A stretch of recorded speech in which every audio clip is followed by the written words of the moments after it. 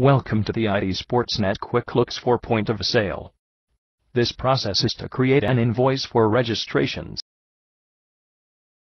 Steps in the POS process. Ensure family is connected. Update registration notes.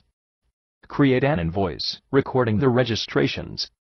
Update the invoice to be paid. Let's get started by choosing the Register tab.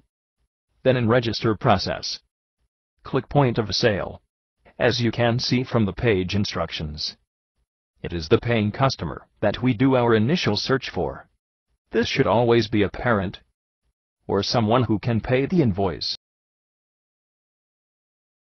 So, as a preliminary step, if there are children in the system that may not be attached to parents yet, click Register. Then Member. Enter the child's name. Select the correct record. Scroll to the bottom of the screen to see if the parents are connected. If there is only one parent, you can search or add another. If there are two parents, you will not be able to add another parent record. At the Add Parent screen, enter the information noting that any required fields are marked with an asterisk. Click Add to save the record. So then now back to the point of sale process. Enter the first name or last name of the paying customer, player or parent of player. Click Search. If you do not find the person's record via search, click Add New in the customer search list to add the person who will be paying first. Once you have selected the customer, you may need to add family members via the POS Family Summary Panel's Add Child link. You may also need to access the same types of notes fields for these players that would have been filled out for other players in the member area online registration that was completed by those families using that interface. Click the Edit link beside the record that you would like to update. This Edit Player Information screen shows the current season's registration notes.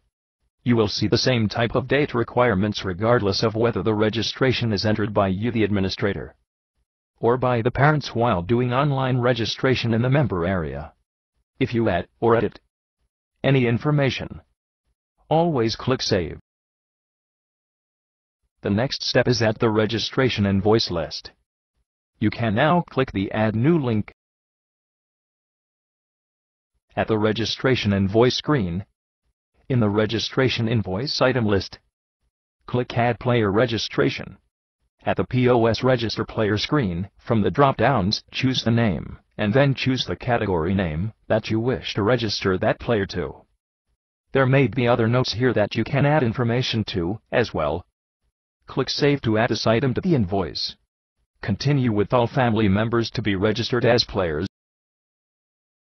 If you register parents or players as volunteers, you can do this at the registration invoice screen, in the invoice item list, by clicking Add Volunteer Registration link. At the POS Register Volunteer screen, from the drop-downs, choose the name, and then choose the volunteer role that you wish to register that person to. Click Save to add this item to the invoice. When you have finished adding items to your invoice, it is time to pay. This can be done in the registration invoice payments by clicking Apply Payment link.